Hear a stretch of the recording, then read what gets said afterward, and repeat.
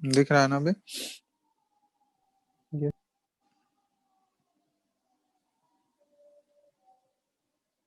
ठीक है। तो इससे पहले तुम लोग गैसियस स्टेट चैप्टर पढ़ चुके होगे, 11th वाला। तो उसमें मेनली गैसेस के बारे में हम लोग डील करते हैं। ये सॉलिड स्टेट है, इसमें मेनली सॉलिड्स के बारे में पढ़ेंगे। बहुत डिफरेंट टाइप्स ऑफ सॉलिड होते हैं, वो सब पढ़ेंगे। शेप कैसा होता है उनका, जैसे केमिकल बॉन्डिंग में पढ़े होगे कि जो आयनिक कंपाउंड्स होते हैं सॉलिड ही होते हैं। तो आयनिक कंपाउंड जो एक लैटिस ऑक्यूपाई करते हैं। आयनिक कंपाउंड का अरेंजमेंट होता है ना, एक पर्टिकुलर केटायंस और एनायंस का अरेंजमेंट होता है। तो कितने डिफरेंट फॉर्म्स ऑफ अरेंजमेंट होते हैं, कितने टाइप्स में अरेंज हो सकते हैं, किस किस टाइप का लैटिस होता है, वो सारा चीज हम लोग यहाँ पे पढ़ेंगे। ठीक है।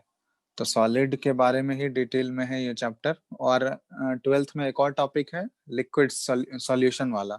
उसमें मेनली लिक्विड सॉल्यूशन के बारे में, लिक्विड के बारे में डिटेल में करते हैं हम लोग।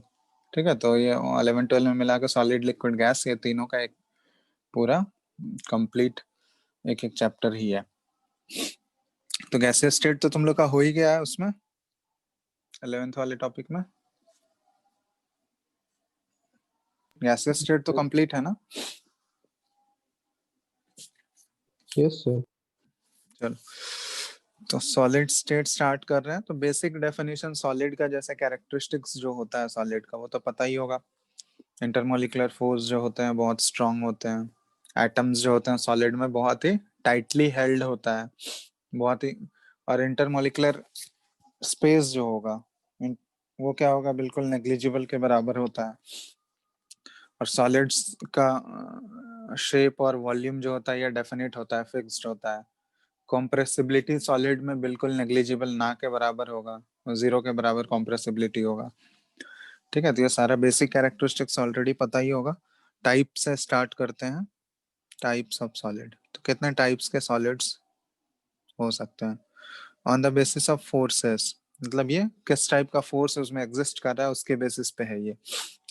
तो इसमें पहला जो टाइप है ए, उसको बोलते हैं मेटालिक सॉलिड्स। तो मेटल जनरली सॉलिड के फॉर्म में पाए जाते हैं। तो जो मेटालिक सॉलिड्स होते हैं, एग्जांपल बहुत सारे मेटालिक सॉलिड हैं। कॉपर हो गया, सिल्वर हो गया, जिंक, मैंगनीज, एल्यूमिनियम।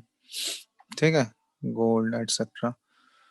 तो मेटालिक सॉलिड्स का एग्जांपल ये सारा हो गया। मेटालिक सॉलिड्स में, मेटालिक सॉलिड्स के अंदर कौन सा बॉन्ड पाया जाता है? मेटालिक बॉन्डिंग होता है। ठीक है। मेटल के अंदर कौन सा बॉन्ड एग्जिस्ट करता है? Metallic bonding. तो मेटालिक बॉन्डिंग एक्चुअली है क्या? मेटालिक बॉन्डिंग के बारे में पढ़े हो क्या तुम लोग? Strong electrostatic force between kernel and core electrons. Kernel and core electron सुने हो? हम्म।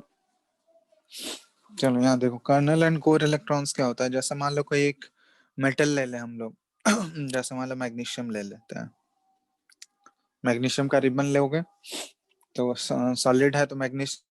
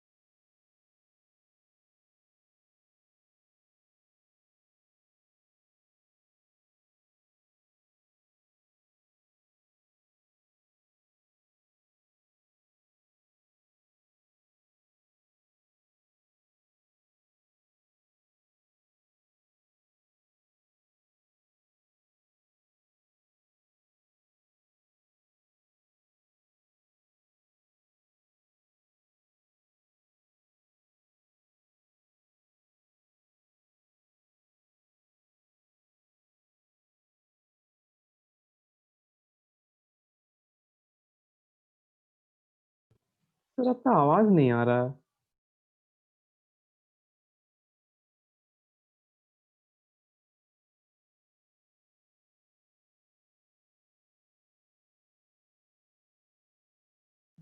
हेलो।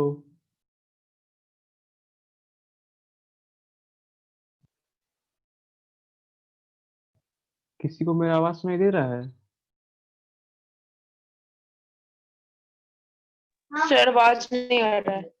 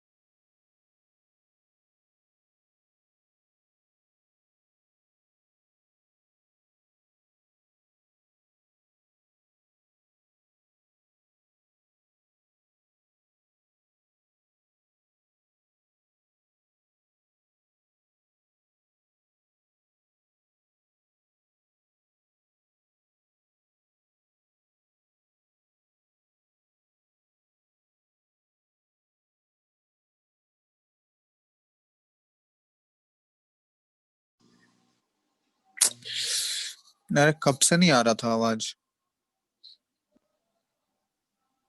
सर आप मैग्नीशियम जब से लिखे तब से नहीं आ रहा था।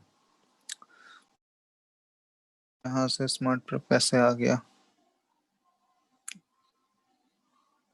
दूसरा वाला कौन ज्वाइन कर लिया यार? सर दूसरा वाला आपका पहला वाला है, उसको हटने में हम्म। थोड़ा टाइम लगेगा। उसके बाद कोई और होस्ट बनेगा, फिर वो आपको होस्ट बनाएगा। ऐसा हर क्लास में होता है क्या? जैसे देखिए अभी अद्वय होस्ट बन गया, वो आपको होस्ट बनाएगा। अद्वय होस्ट बनाओ। चलो। बना लिया। हम्म।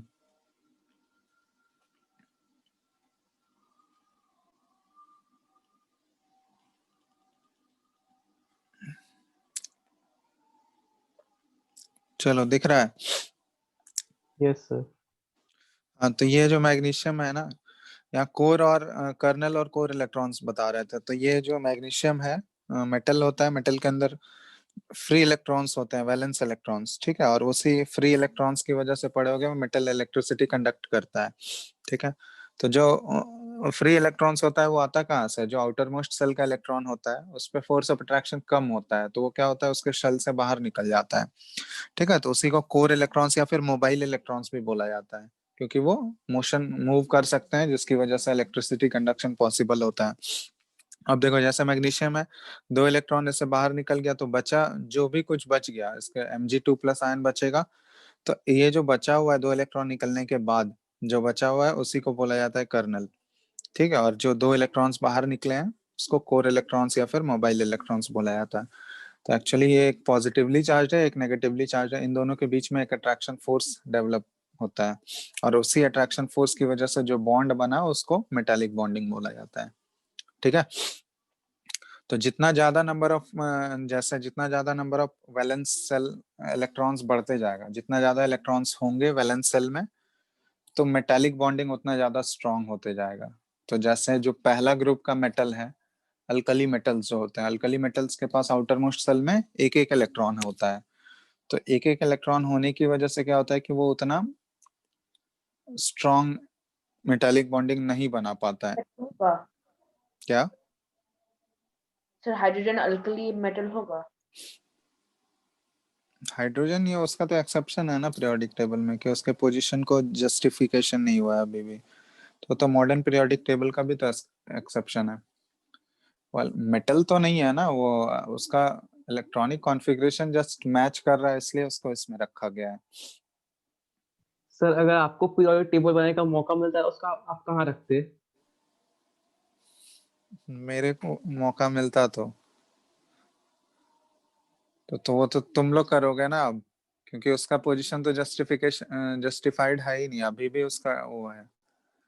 तो अब तो वो कहीं भी रखो तुम, तो वो तो उसका डिमेरिट तो बनेगा ही।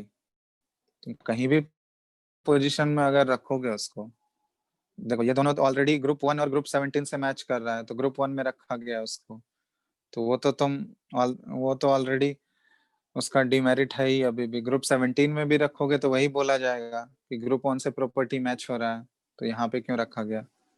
तो सर बीच ही में रख देंगे उसको कहीं अलग करके। तो बीच में रख देगा तो फिर पूरा पीरियोडिक, एक्चुअली पीरियोडिक टेबल कैसे अरेंज है, increasing order of atomic number से अरेंज है। तो सबसे पहला एटॉमिक तो सर नंबर तो एक्सेप्शन है वो, तो उसको बीच ही में रख देते हैं ताकि दिखे कि एक्सेप्शन है। तो फिर पूरा ऑर्डर, सबसे पहला एटॉमिक नंबर है ना, तो स्टार्ट तो वहीं से होगा। तो जहां से वो रखा जाएगा वहीं से स्टार्ट करोगे। Yes sir. ठीक है, तो वो तो रहेगा ही एक्सेप्शन। वो तो अब जब तक बिल्कुल नया नहीं आएगा, पूरा कोई दूसरा अरेंजमेंट दूसरे तरीके से नहीं सोचेगा, तब तक तो यही रहेगा। ठीक है। सर एक नया आइडिया आया है, मेंडलीव नंबर एक्सप्रेस किया गया है। किस जगह पे। सजेस्ट किया गया है कि इलेक्ट्रोनेगेटिविटी और एटॉमिक रेडियस से मिला जुला के एक नंबर कैलकुलेट किया जाएगा हर एक एलिमेंट के लिए, उसको मेंडलीव नंबर बोलेंगे और वो एटॉमिक नंबर को रिप्लेस करेगा। देखो अब कहाँ तक वो सक्सेसफुल होता है, वो सारे एलिमेंट्स के लिए वैलिड होगा तब तो, क्योंकि इसमें तो वही है ना, इतने सारे एलिमेंट्स हैं, सबको सेटिस्फाई करना बहुत ही डिफिकल्ट है। तो वो सारे उस ऑर्डर में आएंगे तब तो पर्टिकुलर। क्योंकि यस सर। पहले पहले तो रिसर्च करना आसान था, क्योंकि पहले कम एलिमेंट्स थे, तो उसमें उतना डिफिकल्ट नहीं था। जो जो बच जाता था उसको अलग ग्रुप में डाल के उसका एक्सेप्शन बना दिया जाता था। बट अब तो इतना सारा एलिमेंट्स हैं, सबको जस्टिफाई करना, सबको इंक्लूड करना वो पॉसिबल नहीं है। पॉसिबल हो सकता है, अब देखो अब कहाँ तक सक्सेसफुल होता है, तो डिपेंड करता है क्या है उसका बेसिस। ठीक है, तो यहाँ पे ये बता रहे थे कि जितना नंबर ऑफ वैलेंस इलेक्ट्रॉन जितना ज्यादा होगा, मेटालिक बॉन्डिंग उतना स्ट्रांग होगा। तो इसलिए जब अल्कली मेटल्स और अल्कलाइन अर्थ मेटल में कंपैरिजन होता है, तो कंपैरेटिवली जो है अल्कलाइन अर्थ मेटल्स ज्यादा हार्ड होते हैं as compare to alkali metals. तो उसका रीजन वही है, क्योंकि अल्कली मेटल्स में जो है एक ही वैलेंस इलेक्ट्रॉन होता है, तो इसलिए जनरली सारे अल्कली मेटल्स सॉफ्ट होते हैं, सोडियम पोटाशियम ये सारे। लेकिन वही as compare to alkaline earth metal से अगर कंपेयर करोगे, तो उनके पास दो दो वैलेंस इलेक्ट्रॉन होता है, तो उसकी वजह से अल्कलाइन अर्थ मेटल हार्ड होता है, जैसे मैग्नीशियम है ना, बेरिलियम, कैल्शियम, ये सारे हार्ड मेटल्स हैं due to strong metallic bonding. ठीक है, तो मेटालिक बॉन्डिंग जितना ज्यादा स्ट्रॉन्ग होते जाएगा सॉलिड का या मेटल्स का हार्डनेस उतना ज्यादा इंक्रीज होते जाएगा।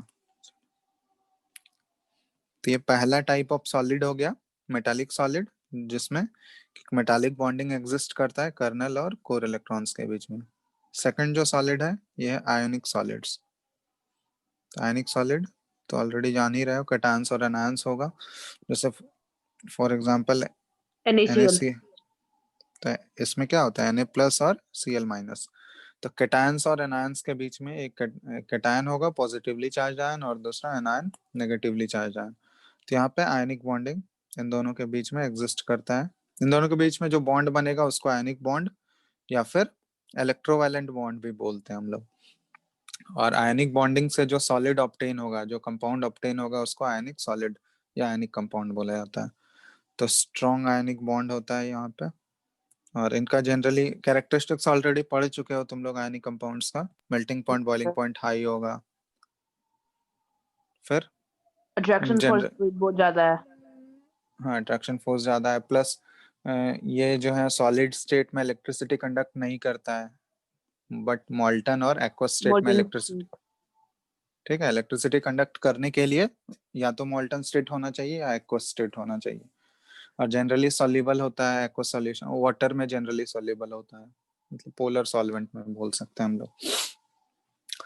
तो ये सारे आयनिक सॉलिड्स के कैरेक्टरिस्टिक्स हो गए, तो ऑलरेडी पता ही है तुम लोगों को। नेक्स्ट थर्ड जो कैटेगरी होता है ये कोवलेंट सॉलिड्स। तो मतलब कुछ कुछ कंपाउंड ऐसे होते हैं, कोवेलेंट कंपाउंड्स, ठीक है, ये तुम लोग पढ़ चुके हो कि कुछ कुछ कंपाउंड्स होते हैं, जनरली हम लोग बोलते हैं कि आयनिक बॉन्ड जो होता है आयनिक कंपाउंड से सॉलिड होते हैं, लेकिन कुछ कुछ कंपाउंड्स ऐसे हैं जिनके अंदर कोवेलेंट बॉन्डिंग होता है लेकिन फिर भी वो सॉलिड के फॉर्म में एग्जिस्ट करता है। जनरली कोवेलेंट बॉन्डिंग जो है वो गैसेस में ही हम लोग बोलते हैं, गैसेस में पाया जाता है, लेकिन कुछ कुछ कोवेलेंट बॉन्डिंग वाले कंपाउंड्स जो है वो सॉलिड होते हैं। इनफैक्ट डायमंड, जैसे डायमंड हुआ या नहीं, डायमंड में कौन सा Yes, बॉन्डिंग sir. एग्जिस्ट कर रहा है, कोवेलेंट बॉन्डिंग ही है ना, वो बहुत ही कॉम्प्लेक्स 3D स्ट्रक्चर होता है उसका, टेट्राहेड्रल शेप, शेप तो पढ़े ही होगे डायमंड का, देखे हो ना कि हर एक कार्बन एटम जो है वो टेट्राहेड्रली 4 कार्बन एटम से अटैच्ड होता है, ठीक है, तो हर एक कार्बन एटम 4 4 कार्बन एटम से अटैच्ड होगा, तो जिसकी वजह से उसका बहुत ही कॉम्प्लेक्स टाइप का बॉन्डिंग आ जाता है उसमें, तो sir 3D conductor of heat है, क्या diamond good conductor of heat है। हीट तो कंडक्ट करेगा ही ना, इलेक्ट्रिसिटी कंडक्ट नहीं करता है, केबल चाहिए ना, ठीक है। तो ये हो गया डायमंड हो गया, या फिर ग्राफाइट हो गया, ग्राफाइट के अंदर भी, ग्राफाइट का स्ट्रक्चर तो पढ़े हो ना तुम लोग, Yes, sir. ग्राफाइट का Octagonal arrays. डायमंड का 3D स्ट्रक्चर होता है लेकिन ग्राफाइट का 2D स्ट्रक्चर होता है, इसमें हेक्सागन हेक्सागन टाइप का ऐसे अरेंजमेंट होता है, ठीक है, हर एक, जैसे यहाँ ड्रॉ नहीं कर रहा है, जस्ट ऐसे बता रहा है, सॉरी, हेक्सागन बनेगा ना, 6 है टोटल,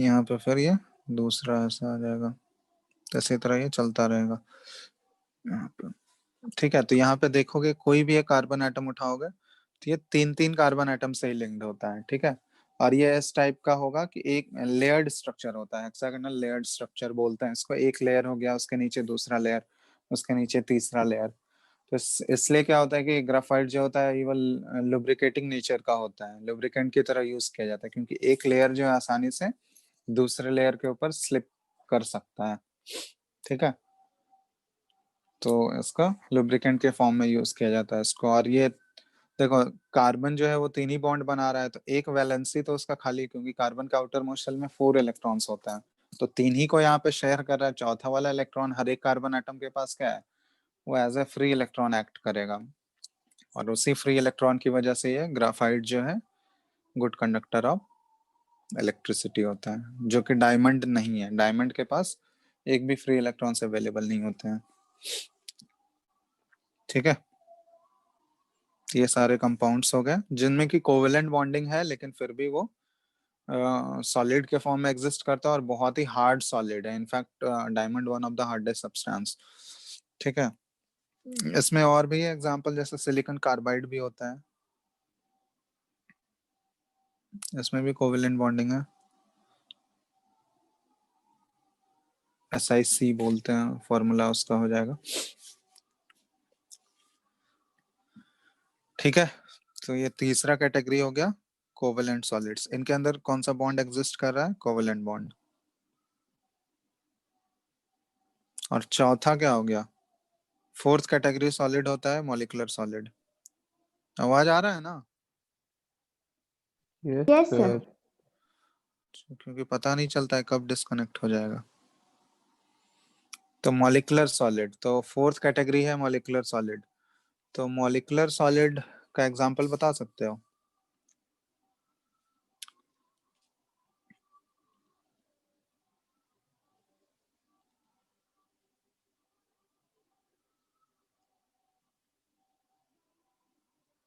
Sir, बोलो। iodine.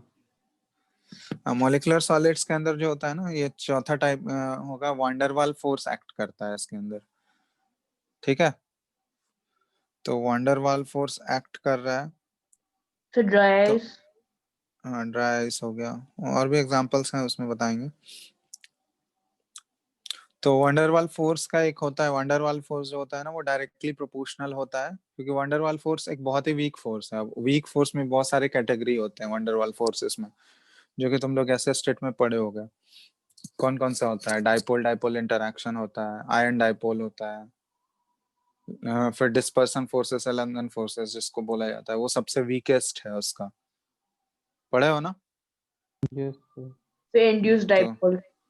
हाँ, डाइपोल इंड्यूस डाइपोल है, ठीक है। तो वो उस टाइप का 4-5 कैटेगरी है। और एक इंस्टेंटेनियस डाइपोल वाला जो है, जिसको डिस्पर्सन फोर्स बोला जाता है, जो सबसे वीकेस्ट होता है।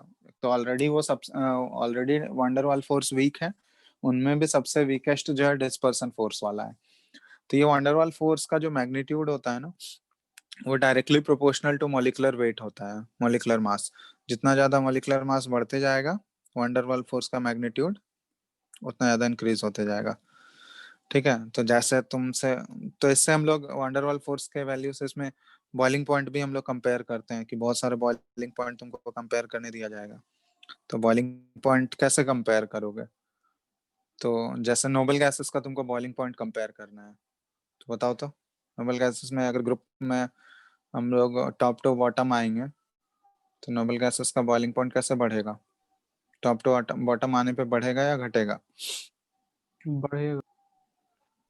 बढ़ेगा, क्योंकि जितना टॉप टू बॉटम आएंगे तो क्या होगा, उसका मॉलिक्यूलर मास बढ़ते जाएगा। मॉलिक्यूलर बढ़ते मास जाएगा। बढ़ेगा तो वंडरवाल फोर्स बढ़ेगा उसका, और वंडरवाल फोर्स बढ़ता है तो फिर उसका बॉइलिंग पॉइंट जो है, उसका फोर्स ऑफ अट्रैक्शन बढ़ेगा, तो बॉईल करने में ज्यादा टेम्परेचर लगेगा उसको, तो बॉइलिंग पॉइंट उसका बढ़ेगा, ठीक है। तो ये सारे कंपैरिजंस हम लोग वंडरवाल फोर्स से रिलेटेड कर सकते हैं। और एक्चुअली जब आइसोमर्स का बात होता है, ठीक है, तो आइसोमर्स के केस में तो मॉलिक्यूलर फॉर्मूला सेम हो जाएगा, होगा ना? तो मॉलिक्यूलर फॉर्मूला अगर सेम है, तो फिर वहां पे कंपेयर कैसे करेंगे हम लोग? कि जैसे मान लो किसी भी आइसोमर्स का, जैसे पेंटेन का 3 आइसोमर है, स्ट्रक्चरल आइसोमर्स की बात कर रहे हैं, आइसोपेंटेन, नियोपेंटेन और नॉर्मल पेंटेन। अब इन तीनों में तुमको कंपेयर करना है, इन तीनों के बॉइलिंग पॉइंट्स को कंपेयर करो। तो जनरली जो वंडरवाल फोर्स होता है वो कहाँ पाया जाता है? दो मॉलिक्यूल्स के बीच में एग्जिस्ट करता है, टू मॉलिक्यूल्स, या फिर नोबल गैसेस के एटम्स के बीच में,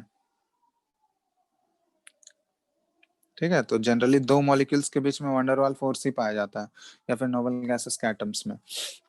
तो बताओ, नॉर्मल पेंटेन, आइसोपेंटेन और नियोपेंटेन, इन तीनों को अगर कंपेयर करना है तुमको बॉइलिंग पॉइंट के ऑर्डर पे, तो किसका बॉइलिंग पॉइंट सबसे ज्यादा होगा?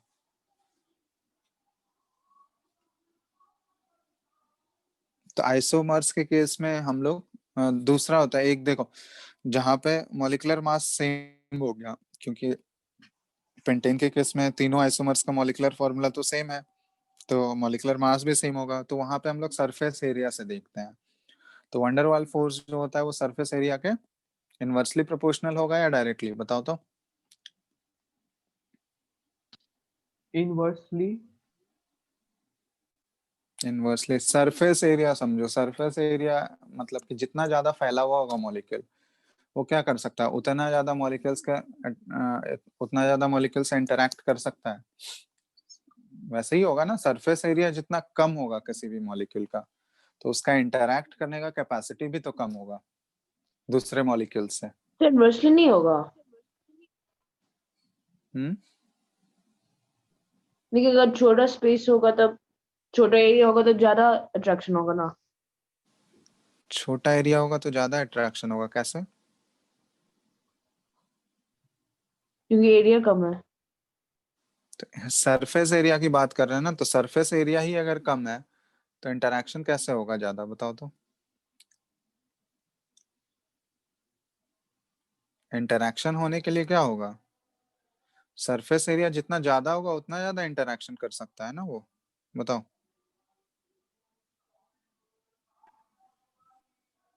Yes sir.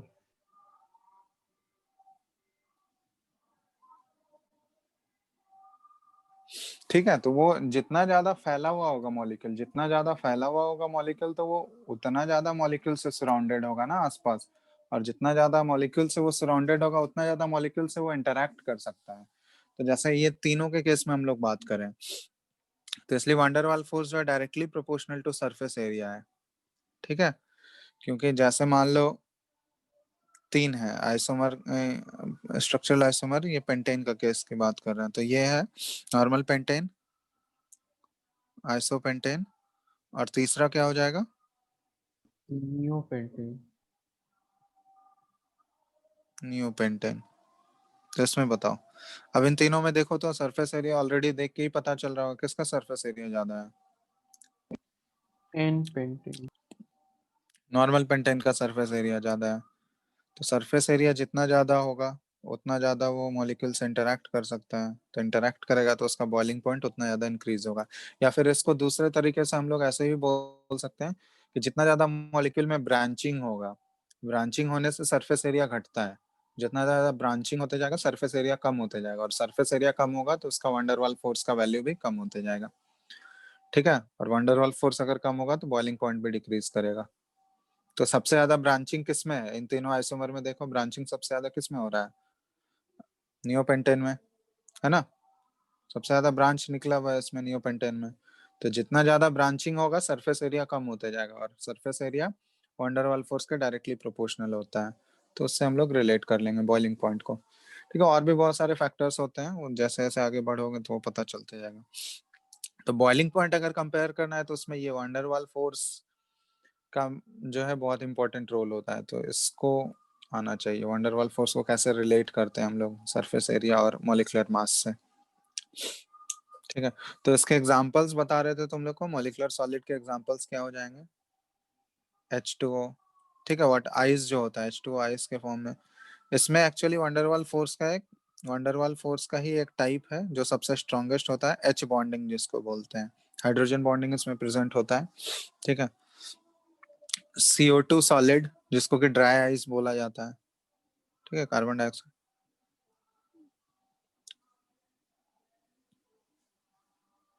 तो ये सारे मॉलिक्यूलर सॉलिड हो गए। जैसे आयोडीन I2 सॉलिड हो गया। सल्फर एसिड सॉलिड के फॉर्म में पाया जाता है। तो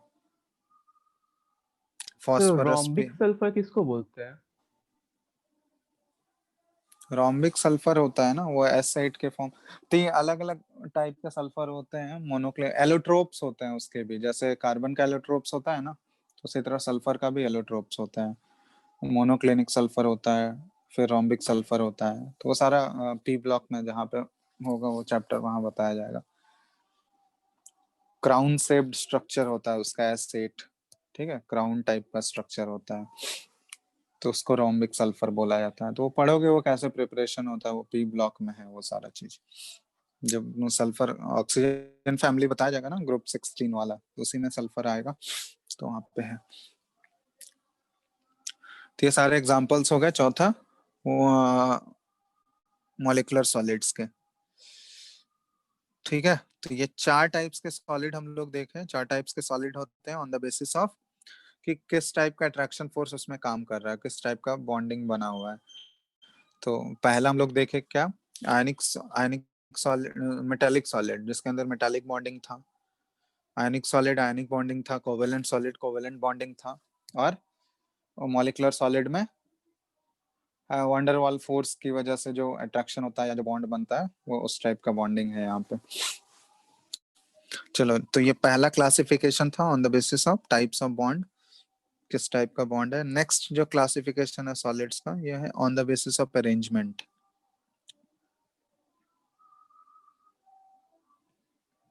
on the basis of arrangement of atoms. ठीक है, तो सॉलिड है तो इसमें तो ऑलरेडी पढ़े होगे कि सॉलिड का अरेंजमेंट जनरली ऑर्डर्ड अरेंजमेंट होता है। ठीक है, तो ऑर्डर्ड अरेंजमेंट होने की वजह से वो पूरा क्लोजली पैक्ड होते हैं और ऑर्डर्ड में होते हैं। तो इसमें 2 टाइप का सॉलिड आता है, एक होता है क्रिस्टलाइन सॉलिड और दूसरा होता है अमोर्फस सॉलिड। तो क्रिस्टलाइन सॉलिड में क्या होता है, जो ऑर्डर्ड अरेंजमेंट है ना, तो ऑर्डर्ड अरेंजमेंट जो है बहुत ही अगर लॉन्ग रेंज तक, ठीक है, रेंज जो है ऑर्डर्ड का, ऑर्डर्ड अरेंजमेंट का, वो अगर बहुत लॉन्ग रेंज तक ऑर्डर्ड में है, लॉन्ग रेंज ऑर्डर है, तो फिर उसको हम लोग बोलते हैं क्रिस्टलाइन सॉलिड। तो इसमें लिख सकते हैं कि atoms are arranged in order up to long range.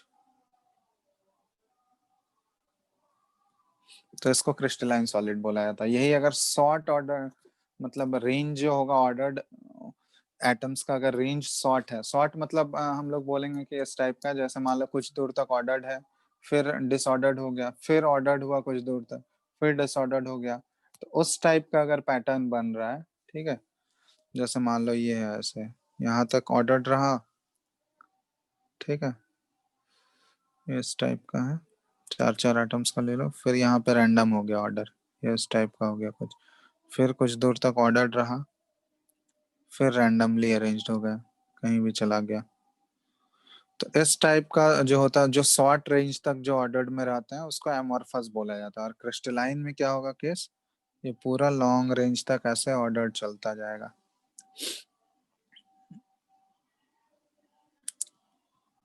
ठीक है, तो ये पूरा लॉन्ग रेंज तक ये ऑर्डर्ड में होगा। तो ये डिफरेंस है अरेंजमेंट का। ठीक है, तो ये तो पहला ये हो गया क्रिस्टलाइन और एमॉर्फस। ठीक है, तो सबसे पहले क्रिस्टलाइन ही देख रहे हैं। क्रिस्टलाइन में नेक्स्ट है कि क्रिस्टलाइन सॉलिड्स का जो मेल्टिंग पॉइंट और बॉइलिंग पॉइंट होगा ये फिक्स्ड होता है, fixed melting and boiling point, क्योंकि इनके एटम्स का जो ऑर्डर्ड है वो फिक्स्ड है और लॉन्ग रेंज तक ही ऑर्डर्ड में रहता है, जिसकी वजह से इनके मेल्टिंग पॉइंट और बॉइलिंग पॉइंट क्या होंगे, फिक्स्ड होते हैं। नेक्स्ट जो इसका प्रॉपर्टी है कि जनरली बोला जाता है कि क्रिस्टलाइन सॉलिड्स जो होते हैं ना वो एन आइसोट्रॉपिक इन नेचर होते हैं। एन आइसोट्रॉपिक मतलब समझते हो या सुने हो कहीं?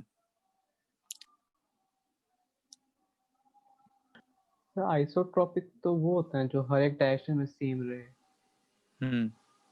मतलब प्रॉपर्टीज जो है किसी भी, जैसे यहाँ पे हम लोग सॉलिड्स के बारे में बात कर रहे हैं, तो अगर उसका प्रॉपर्टी सारे डायरेक्शन में सेम होगा, मतलब जितने भी डायरेक्शंस में उनके एटम्स अरेंज्ड हैं, तो अगर सारे डायरेक्शन, यहाँ 3D का ही बात कर रहे हैं, तो तीनों डायरेक्शन एक्स वाई और जेड, अगर तीनों डायरेक्शन में उसका प्रॉपर्टीज सेम हो रहा है तो उसको बोलेंगे आइसोट्रॉपिक।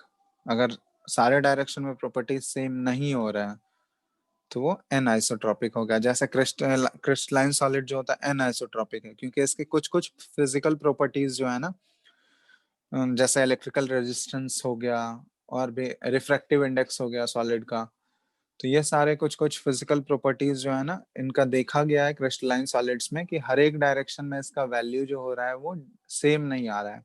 अगर हम लोग एक्स एक्स एक्सिस में मूव कर रहे हैं तो इस एक्स एक्सिस में मूव करने करने के बाद जो है उसका जो ये सारे फिजिकल प्रॉपर्टीज के वैल्यू हैं वो कुछ अलग आ रहा है। वाई एक्सिस में मूव कर रहे हैं, वाई एक्सिस के लॉन्ग मूव कर रहे हैं तो वैल्यू डिफरेंट आ रहा है। तो इसी की वजह से इसको बोला जाता है कि ये एन आइसोट्रॉपिक इन नेचर है, मतलब कि some physical properties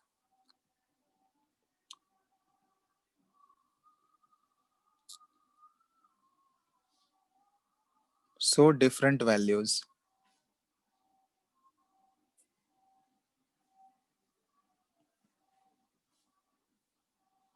along different directions in the same crystal। ठीक है, डिफरेंट डायरेक्शन में मूव करने पे फिजिकल प्रॉपर्टीज का वैल्यू जो है ये डिफरेंट आ रहा है।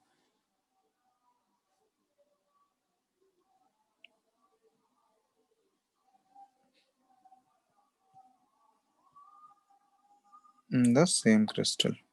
ठीक है, तो इसको बोला जाता है एनाइसोट्रॉपिक। ठीक है, तो ये हो गया क्रिस्टलाइन सॉलिड। नेक्स्ट जो है अमॉर्फस सॉलिड है।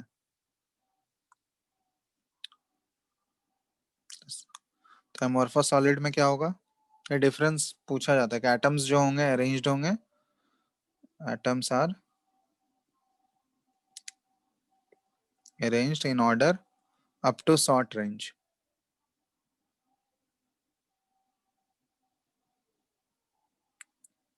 ठीक है, तो इसका एग्जाम्पल क्या क्या हो गया अमॉर्फस सॉलिड का, बताओ।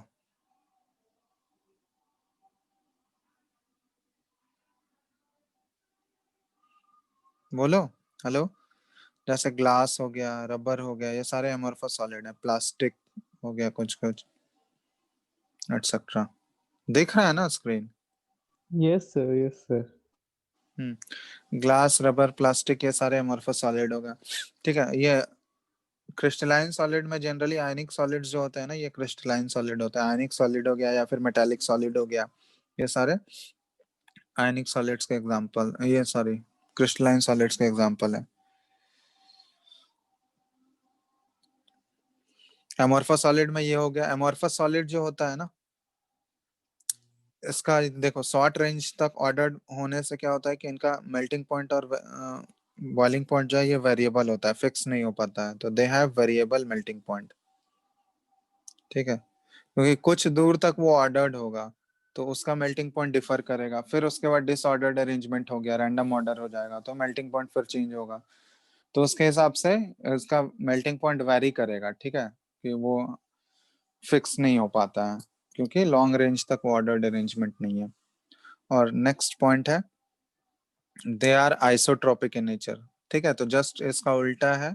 क्रिस्टलाइन सॉलिड जो होते हैं अनआइसोट्रोपिक होते हैं, बट ये आइसोट्रोपिक है। आइसोट्रोपिक बोलने का मतलब कि इसके सारे फिजिकल प्रॉपर्टीज जो हैं वो सभी डायरेक्शंस में सेम है। सभी डायरेक्शंस में उनका वैल्यू जो है वो सेम आ रहा है, तो इसको आइसोट्रोपिक बोलते हैं। सेम फिजिकल प्रॉपर्टीज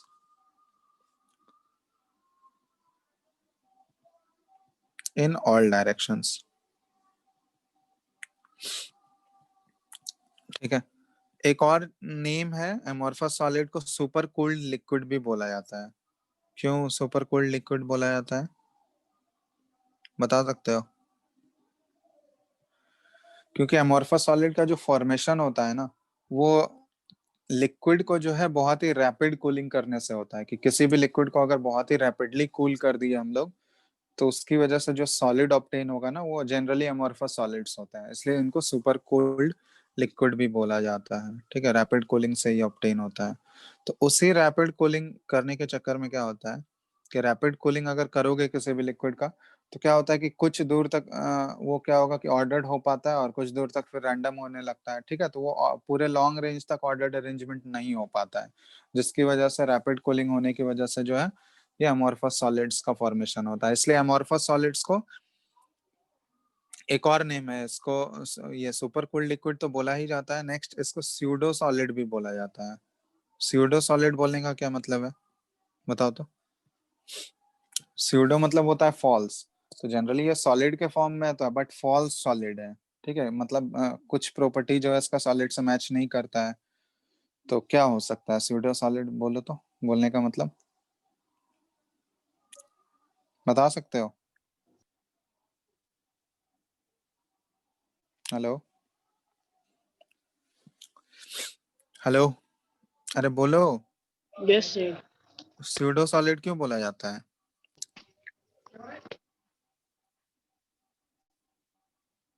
कोई पूरा आइडिया है? सॉलिड नहीं है पर सॉलिड की तरह बिहेव कर रहा है। पूरा सॉलिड नहीं है। चलो देखो, स्यूडो सॉलिड बोलने का मतलब ये हुआ कि ये जैसे जो लिक्विड होते हैं, ठीक है, या फिर गैसेस हैं, जो फ्लूइड्स होते हैं, फ्लूइड में लिक्विड और गैस दोनों आ गए, वो फ्लो कर सकते हैं। उसी तरह ये एमोर्फस सॉलिड्स भी जो होता है ना, ये फ्लो कर सकता है, लेकिन बहुत ही लॉन्ग ड्यूरेशन ऑफ टाइम चाहिए। जैसे मान लो ग्लास है, तो ग्लास का पैन अगर विंडो में लगा हुआ है, तो वो ग्लास का पैन देखोगे, अगर नया लगा हुआ है तो वो तो पूरा उसका ऊपर नीचे से डायमेंशन सेम होगा, थिकनेस। लेकिन वही ग्लास का पैन अगर बहुत साल बाद तुम देखोगे, वही सेम अगर लगा हुआ है, तो देखोगे कि वो कुछ डिफरेंस दिखेगा क्या? ग्लास का पैन ऑब्जर्व किए हो? बहुत पुराना जो ग्लास का पैन लगा हुआ है, उसमें कुछ ऑब्जर्व किए हो?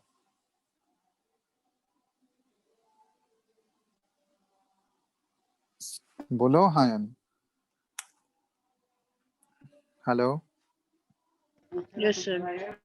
क्या ऑब्जर्व किए हो उसमें? कुछ ऑब्जर्वेशन किए हो? ग्लास का पैन अगर लगा हुआ है विंडो में, बहुत पुराना ग्लास का पैन अगर है, तो उसमें देखना, ऑब्जर्व करके उसमें देखोगे कि ऊपर से थिकनेस जो होता है ना, ऊपर का जो टॉप वाला है, तो टॉप का थिकनेस कम होते जाएगा और नीचे का थिकनेस देखोगे, नीचे वो थिक होते जाएगा। देखे हो ऐसा कहीं? हम्म, अरे हाँ या नहीं, कुछ तो बोलो। नहीं सर। अभी तक ऐसा देखे ही नहीं हो तुम लोग? ऑब्जर्व करके देखना, अगर बहुत पुराना ग्लास का पैन लगा हुआ होगा ना विंडो विंडो में कहीं, तो उसको ऑब्जर्व करना। ऊपर देखोगे वो लूज हो जाता है, ऊपर थिकनेस क्योंकि ऊपर कम हो जाता है, और नीचे का थिकनेस जो होता है वो मोटा होते जाता है। तो इसका, हाँ बोलो, क्या क्या हुआ, आवाज नहीं आ रही है, बोलो। हेलो।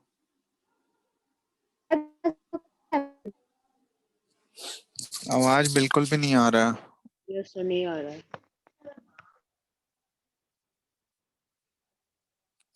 बोलो, फिर से बोलो।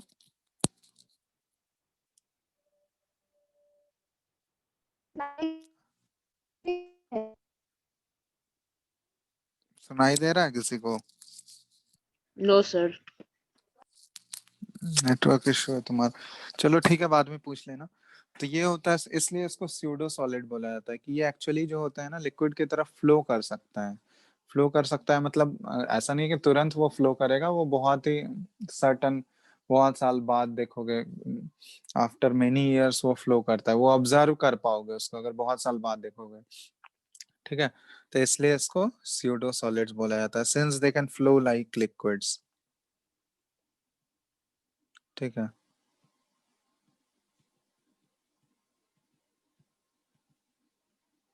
ठीक है, फॉर एग्जांपल जैसे ग्लास का पैन देखोगे, ग्लास पैन, तो ये स्यूडो सॉलिड्स की तरह बिहेव करते हैं।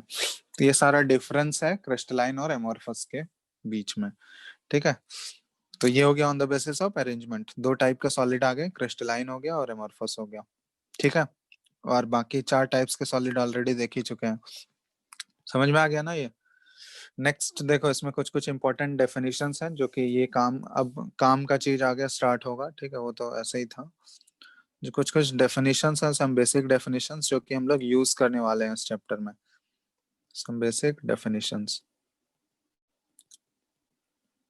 अब ये डेफिनेशंस यूज करेंगे हम लोग। सबसे पहला डेफिनेशन है इसमें लैटिस पॉइंट। तो लैटिस पॉइंट क्या है? लैटिस पॉइंट का मतलब क्या हुआ कि एटम्स जो होते हैं, जितने भी एटम्स हैं इसमें, सारे एटम्स को हम लोग पॉइंट से रिप्रेजेंट करते हैं। ठीक है, atoms are represented by points, मतलब वो स्पेस में हम लोग पूरा एटम, ऐसा तो जनरली स्पेरिकल कंसिडर किया जाता है, स्फीयर की तरह, लेकिन यहाँ पे हम लोग जो भी एटम्स होगा या आयंस होगा उसको हम लोग इस तरह से शो करेंगे पॉइंट से।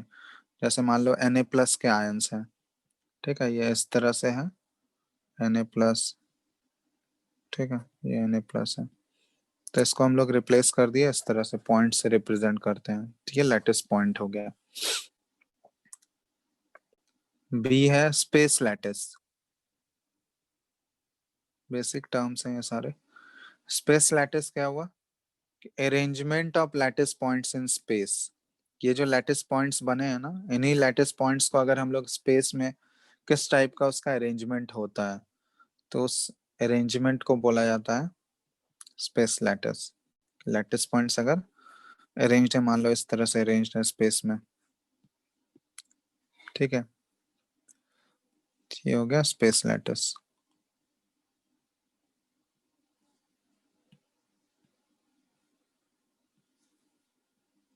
तीसरा हो गया यूनिट सेल। तो यूनिट सेल क्या होता है? कॉम्बिनेशन ऑफ लैटिस पॉइंट्स,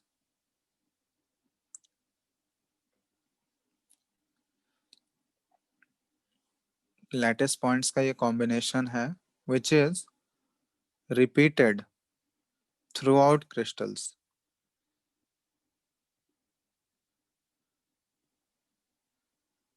कि वैसा लैटिस पॉइंट का कॉम्बिनेशन जो कि थ्रू आउट क्रिस्टल हम लोग उसको रिपीट कर सकते हैं बिना कि गैप छूटे। ठीक है, बिना गैप छूटे थ्रू आउट द क्रिस्टल अगर वो रिपीट हो सकता है, तो उसको यूनिट सेल बोला जाता है। ठीक है, तो जैसे हम कुछ कुछ यहाँ पे ड्रॉ कर रहे हैं, इसमें बताना ये सारे यूनिट सेल रिप्रेजेंट कर रहे हैं या नहीं। ठीक है, ये कुछ इस टाइप का अरेंजमेंट ले लेते हैं हम लोग।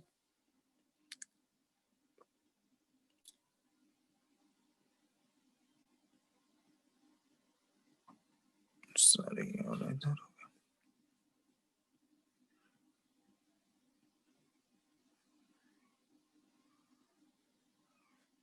ठीक है, ये कुछ कुछ लेटेस्ट पॉइंट्स हैं।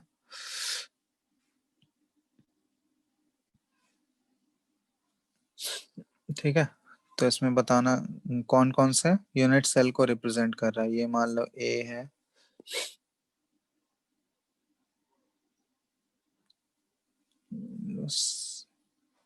सी ले लिया इधर,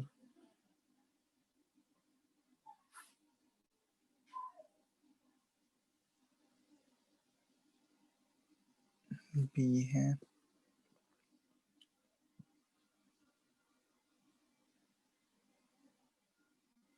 इधर ले लेते हैं, और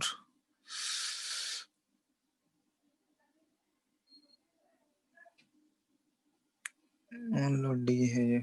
चलो बताओ तो। सर ए और बी। ए और बी, डी नहीं होगा।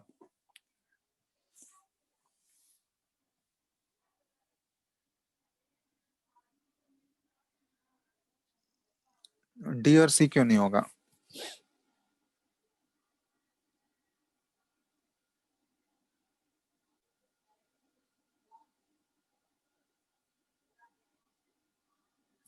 बताओ। सर डी लैटिस पॉइंट्स को कंबाइन करके नहीं बना गया है।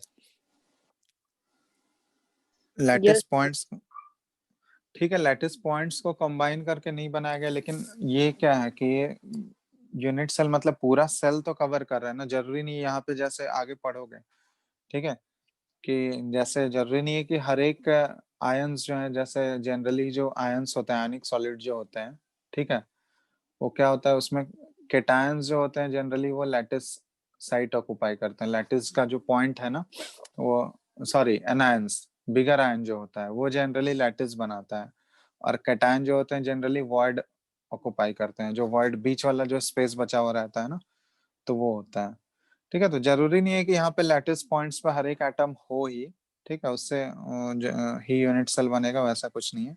मतलब तुम्हारा बेसिक ये है आइडिया कि तुम्हारा सारा थ्रू आउट क्रिस्टल जो है वो सेम अरेंजमेंट रिपीट अगर पॉसिबल है, बिना कोई स्पेस छूटे अंदर का, तो फिर उसको हम लोग यूनिट सेल बोल देंगे। तो जैसे ए हो गया, बी हो गया, सी में पॉसिबल है क्या वैसा, बिना कोई लैटिस पॉइंट छूटे, सॉरी बिना कोई स्पेस छूटे हम लोग उसको through out the crystal repeat कर सकते हैं? पॉसिबल है सी में? No sir. सेम अरेंजमेंट होना चाहिए, ऐसा नहीं कि हम लोग ट्रायंगल को इन्वर्ट करके कर दिए, तब तो फिर तो पूरा कवर हो जाएगा। अरेंजमेंट ऐसा ही होना चाहिए, ठीक है, इन्वर्जन नहीं करना है तुमको, ठीक है, तो वो पॉसिबल नहीं है। तो इसलिए यहाँ पे सी जो है वो lattice point unit cell represent नहीं कर रहा है, बाकी सारे रिप्रेजेंट करेंगे। ठीक है, तो ये बेसिक है यूनिट सेल का डेफिनेशन। तो यूनिट सेल को हम लोग ऐसे रिप्रेजेंट करते हैं। तो जो लैटिस पॉइंट्स हैं वो अगर through out the crystal repeat हो रहे हैं, तो वहां पे हम लोग उसको बोलते हैं यूनिट सेल। अब ये टाइप्स ऑफ यूनिट सेल, अलग अलग टाइप्स के यूनिट सेल होते हैं, जिसको कि हम लोग देखते हैं टाइप्स ऑफ यूनिट सेल। तो इसमें सबसे पहला जो है वन डायमेंशन है, जिसमें कि सिर्फ एक ही हमको पैरामीटर चाहिए डिफाइन करने के लिए। वन डायमेंशनल यूनिट सेल में क्या हुआ कि इसमें सिर्फ एक ही पैरामीटर चाहिए तुमको डिफाइन करने के लिए। तो जैसे मान लो ये वन डायमेंशन हुआ, तो इसमें अगर इसको हम लोग इस यूनिट सेल को अगर डिफाइन करना है, तो अगर इन दोनों के बीच का हमको सिर्फ डिस्टेंस पता चल गया, मान लो ए डिस्टेंस पे है, तो इसको हम लोग डिफाइन कर सकते हैं। तो सिर्फ एक पैरामीटर चाहिए, तो इस टाइप के यूनिट सेल को वन डायमेंशनल यूनिट सेल बोला जाता है। Second, two dimensional unit cell. तो टू डायमेंशनल यूनिट सेल को डिफाइन करने के लिए कितने पैरामीटर्स चाहिए बताओ तो? दो। बस दो से काम चल जाएगा? तीन। तीन, ठीक है, एक्चुअली थ्री पैरामीटर्स रिक्वायर्ड है। दो तो उसका डिस्टेंस वाला पैरामीटर हो गया, और तीसरा वाला जो पैरामीटर है वो क्या है, एंगल वाला पैरामीटर, समझ रहे हो? वो जो लेंथ होगा, लेंथ और ब्रेड्थ, या लेंथ और विड्थ तो होगा ही, दो पैरामीटर तो चाहिए वो एक्स और वाई एक्सिस में। और तीसरा वाला जो है वो एक्स और वाई, जो लेंथ और विड्थ है उन दोनों के बीच का एंगल भी तो होगा, क्योंकि वो एंगल अगर डिफरेंट होगा तो उसकी वजह से तो अलग अलग शेप्स होते हैं ना 2D में। तो नेक्स्ट जो है इसमें 3 पैरामीटर्स रिक्वायर्ड होंगे। 3 पैरामीटर्स में क्या क्या आ जाएगा, ए, बी और तीसरा थीटा। थीटा हो गया एंगल बिटवीन ए और बी। तो इसकी वजह से बहुत सारे टाइप्स बनते हैं। ठीक है, टाइप्स पहला हो गया square, rectangle,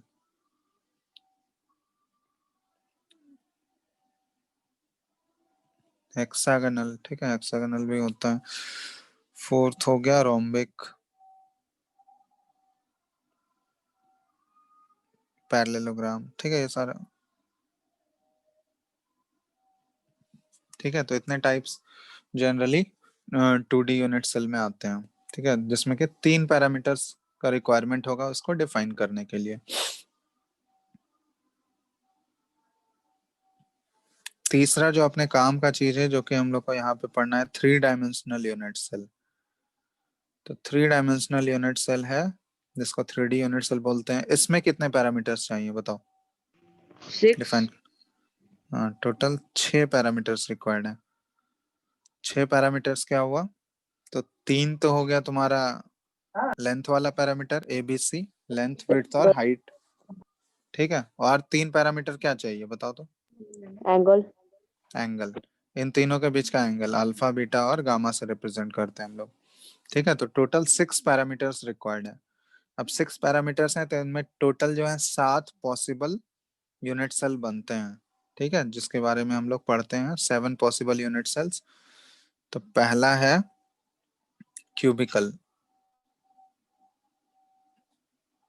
cubicle unit cell, simple cubic जिसको बोलते हैं क्यूबिकल है। तो इसमें ये चीज ध्यान रखना, ए, बी और सी ये तीनों आपस में बराबर होगा, लेंथ, विड्थ और हाइट। और एंगल, सारे एंगल्स यहाँ पे कितने होते हैं, 90. Alpha equal to beta equal to gamma equal to 90 degree. ये क्यूबिकल हो गया। दूसरा है पैरेललोपाइप.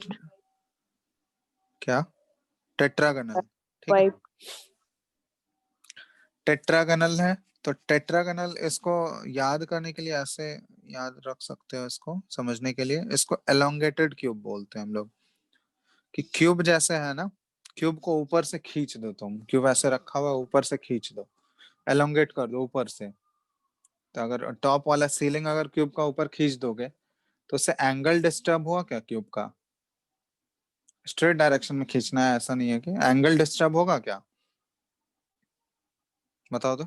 क्यूब को अगर नो ऊपर सर. से एलोंगेट करोगे तो एंगल तो उतना ही 90 ही मेंटेन रहेगा, लेकिन इसमें लेंथ और विड्थ ये दोनों क्या होता है, ये दोनों तो सेम रहेगा बट हाइट क्या हो जाएगा, चेंज हो जाता है। तो A equal to B but they are not equal to C. ठीक है, तो ये होता है उसको समझने के लिए। ऐसे तो याद रखना है तुम लोग को सारा टेट्रागोनल में क्या होता है, सारे पैरामीटर्स के बीच में रिलेशन। ठीक है, तो ये समझने के लिए बता रहे हैं कि एलोंगेटेड क्यूब की तरह ऐसे ध्यान रख सकते हो इसको। तो सेकंड हो गया टेट्रागोनल। तीसरा है पैरेललोपाइप. क्या चीज, पैरेललोपाइप. नहीं नहीं वो सब नहीं है। नेक्स्ट है हेक्सागोनल। हेक्सागोनल ये 3D वाला है। ठीक है, तो इसमें क्या होता है हेक्सागोनल में, ए इक्वल टू बी, और ये ए और बी जो है ये दोनों सेम है। लेंथ और विड्थ जो होगा हेक्सागन का वो सारा वो सेम होता है, लेकिन हाइट यहाँ पे डिफरेंट है। एंगल्स बताओ तो यहाँ पे क्या होगा, अल्फा बीटा ये दोनों 90 डिग्री है और गामा इक्वल टू 120 डिग्री है। ठीक है, ये शेप्स हम ड्रॉ नहीं कर रहे हैं, ये एनसीईआरटी में देखोगे शायद दिया हुआ है। एक मिनट ऊपर चेक करने दो, एनसीईआरटी में ये शेप्स हैं। बुकलेट तुम लोग को है अवेलेबल इसका क्या, गूगल ड्राइव खोल के डाउनलोड करना होगा. हाँ देख लेना। तो उसमें हाँ एनसीईआरटी में भी देखोगे दिया हुआ है, एनसीईआरटी में भी है सब।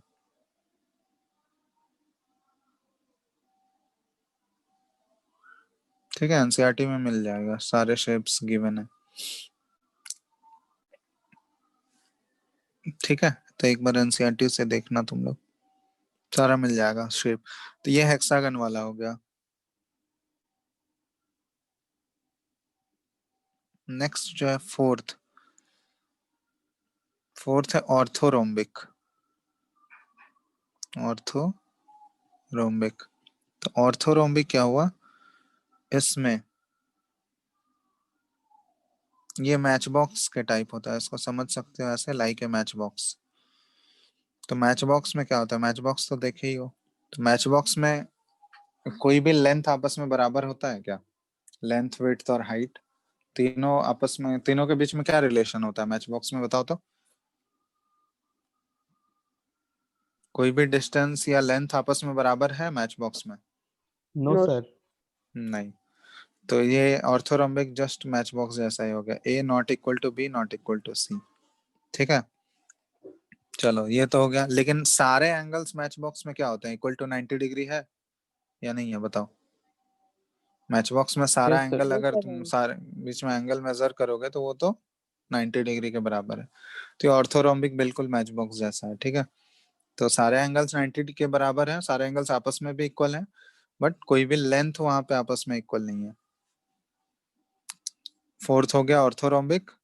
फिफ्थ है रोम्बोहेड्रल। रोम्बोहेड्रल, रोम्बोहेड्रल को ट्राइगोनल भी बोला जाता है। ठीक है, तो इसको समझने के लिए डिस्टॉर्टेड क्यूब समझ सकते हो, डिस्टॉर्टेड क्यूब। क्यूब को डिस्टॉर्ट कर दिए। डिस्टॉर्टेड क्यूब का मतलब क्या, क्यूब को किसी साइड से हम लोग फोर्स लगा दिए, जैसे वो ऊपर से एलोंगेट किए थे क्यूब को तो वो टेट्रागोनल बना था। रोम्बोहेड्रल में क्या कर रहे हैं, क्यूब को साइड से एक मान लो कोई फोर्स लगा दिए हम लोग, तो वहां पे शियर क्या हुआ, स्ट्रेस। हाँ शियर स्ट्रेस, वैसे समझ सकते हो। तो उसकी वजह से क्या होगा, क्यूब के इसमें लेंथ में कोई चेंजिंग आएगा क्या, लेंथ तो उतना ही रहेगा क्यूब में। यस मतलब सर। सारे सारे लेंथ इक्वल हैं, A equal to B equal to C, but दो एंगल आपस में इक्वल होगा, तीसरा वाला एंगल क्या होगा, वो तो चाहिए, वो 90 डिग्री अब नहीं रह पाएगा ना, समझ रहे हो। Yes. Alpha equal to beta equal to gamma not equal to 90. Not equal to, मतलब तीनों एंगल जो है वो एंगल डिस्टर्ब हो जाएगा तीनों के बीच का। ठीक है, डिस्टॉर्टेड टाइप का हो गया, और ये 90 डिग्री अब एंगल नहीं रह पाएगा। ठीक है, तो ये सब हम तो लोग दो देखेंगे एंगल तो कि, रहेगा ना 90 डिग्री। क्या बोल रहे हो, तो दो एंगल तो रहेगा ना 90 डिग्री। दो एंगल बेसिकली मतलब, दो एंगल 90 डिग्री मतलब हम लोग बोल रहे हैं कि डिस्टॉर्टेड, वो तीनों डायरेक्शन से लग रहा है, एक डायरेक्शन से नहीं। ठीक है, तीनों डायरेक्शन से वो डिस्टॉर्ट हो रहा है, और सेम फोर्स से वो डिस्टॉर्ट हो रहा है। जैसे मान लो उसका लेंथ चेंज नहीं हो, जैसे इसका शेप देखोगे ना आइडिया लग जाएगा रोम्बोहेड्रल का। देखना शेप, एक्चुअली जैसे मान लो यहाँ पे दिया हुआ है,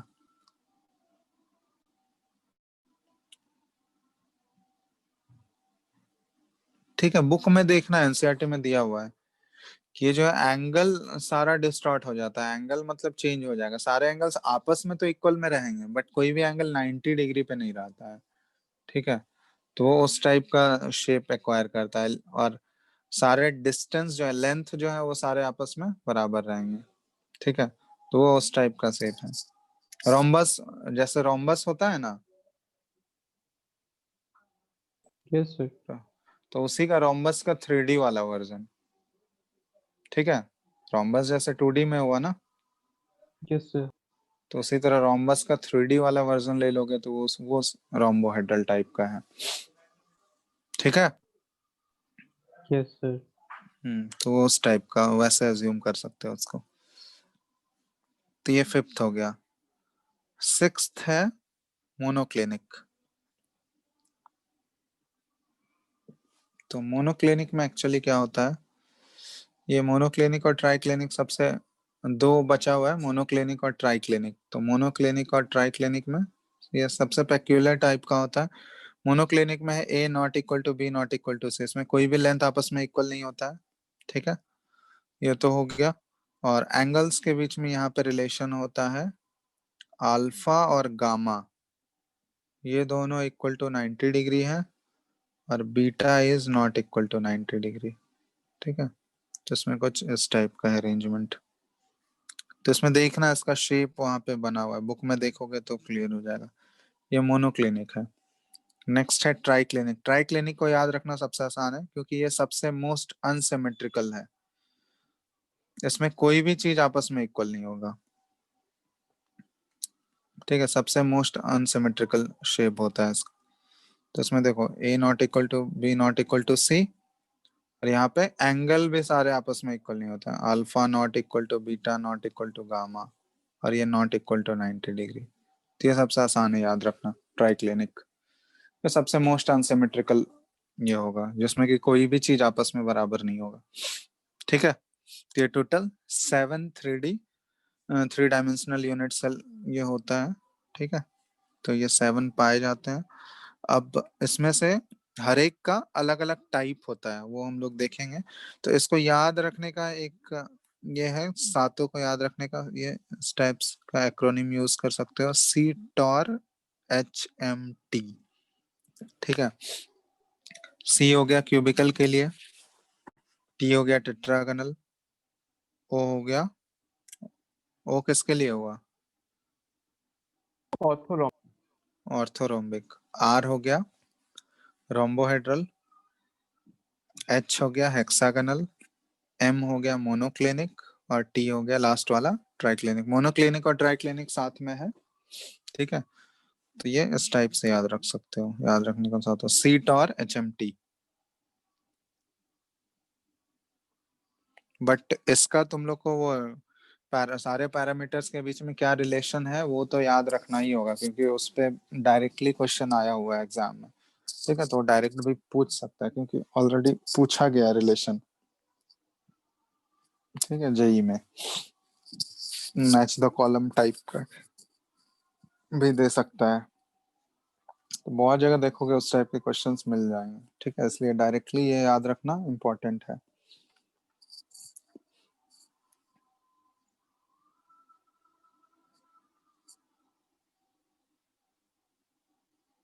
ठीक है,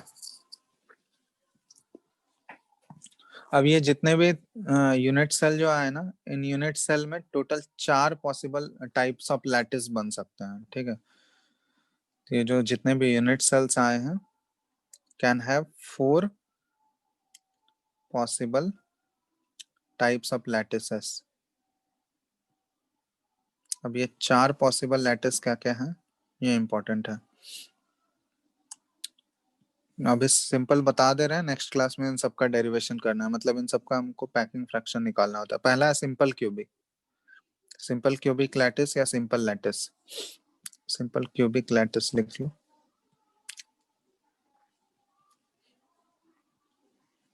तो सिंपल क्यूबिक में एक्चुअली क्या होता है, क्यूब है, ठीक है, और एटम्स जो होते हैं कॉन्स्टिट्यूएंट एलिमेंट्स जिसको बोलते हैं, या कॉन्स्टिट्यूएंट एटम्स जो होते हैं, वो सिर्फ और सिर्फ कॉर्नर ऑक्युपाई करेंगे किसी भी यूनिट सेल का। तो जनरली यहाँ पे क्यूबिक यूनिट सेल का ही हम लोग डिस्कशन कर रहे हैं। तो जैसे ये क्यूबिक यूनिट सेल है तो क्यूब ड्रॉ करोगे। ठीक है, और यहाँ पे एटम्स का जो अरेंजमेंट होता है ना, जैसे ये क्यूब है, तो अगर एटम सिर्फ और सिर्फ कॉन्स्टिट्यूएंट एलिमेंट्स जो है सिर्फ और सिर्फ कॉर्नर पे, तो क्यूब में टोटल कॉर्नर्स कितने होंगे?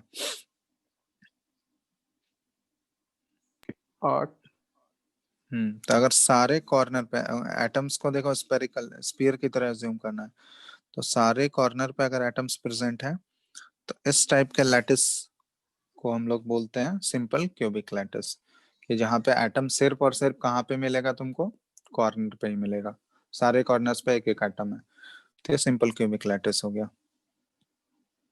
ठीक है, तो ये फर्स्ट ये टाइप हो गया। सेकंड होता है बॉडी सेंटर्ड लैटिस, जिसको बीसीसी भी बोलते हैं, body centred lattice, body centred cubic lattice. ठीक है, बीसीसी जिसको बोला जाता है, BCC body centred cubic lattice है। तो इसमें क्या डिफरेंस है, सिंपल क्यूबिक और बॉडी सेंटर्ड में क्या डिफरेंस है? तो जैसे यहाँ देखो ये क्यूब है,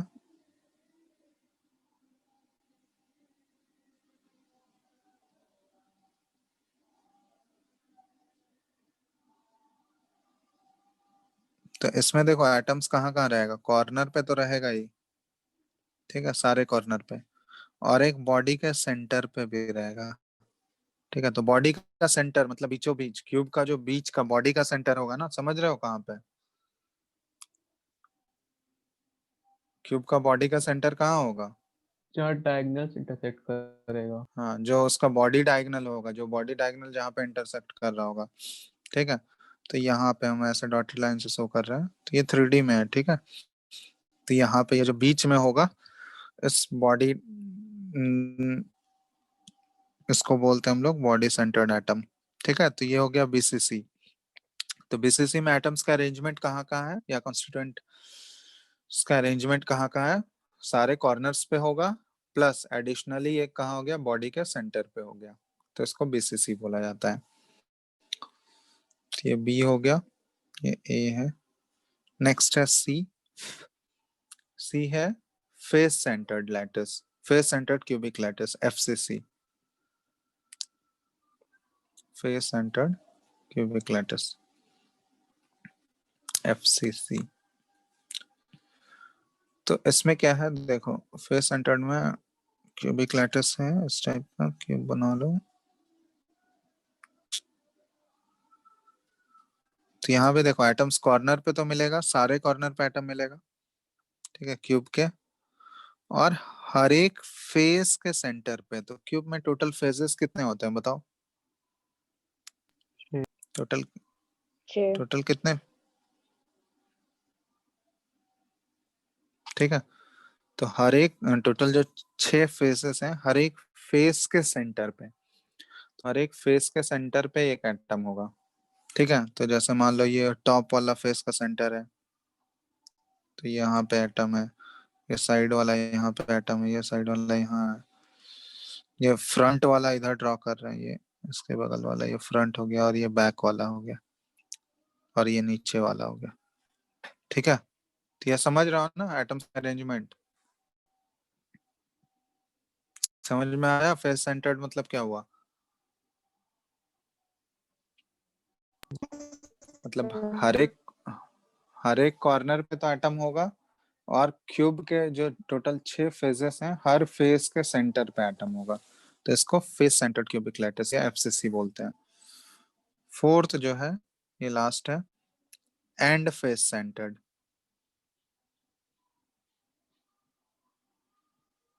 लैटिस। तो इसमें एटम्स का अरेंजमेंट क्या होगा? And face centred cubic lattice है, एक क्यूब का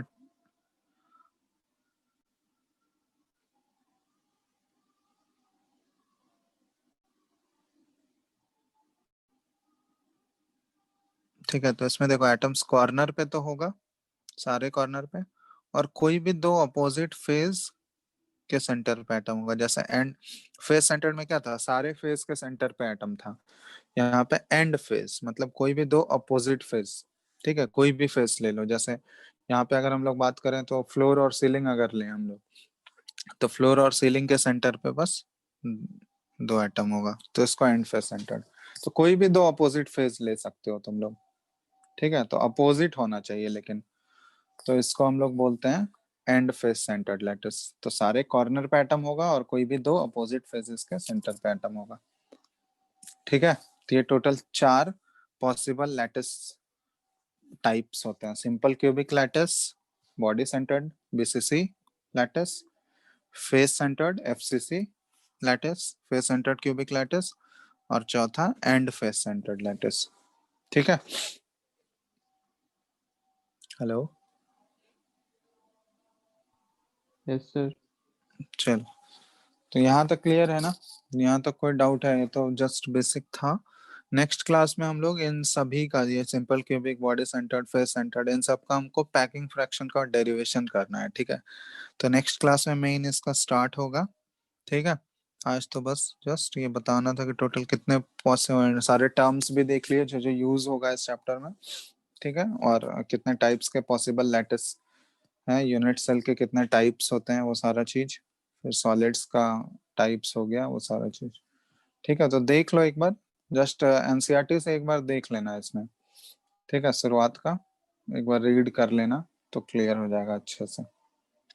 बाकी नेक्स्ट क्लासेस का डेरिवेशन तो स्टार्ट करेंगे, नेक्स्ट डेरिवेशन और प्रॉब्लम साथ साथ करते जाएंगे। ठीक है, तो इसमें कुछ है नहीं, मतलब 3 से 4 क्लास में चैप्टर हो जाएगा, क्योंकि बहुत ही छोटा चैप्टर है।